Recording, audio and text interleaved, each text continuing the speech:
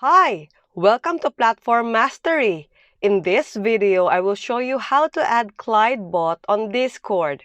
First is open Discord and log into your account. Choose the channel you want to add Clyde Bot. Click here and go to Server Setting.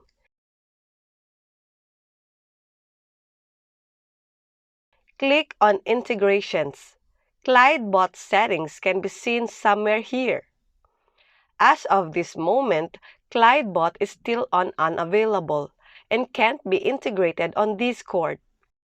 For now, we will wait when will it be available, hoping that Discord will release it soon.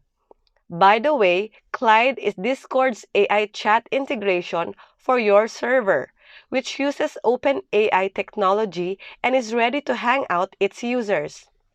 Clyde is an experimental feature and currently free to try out as soon as it is available on your server. And that's it! Thanks for watching!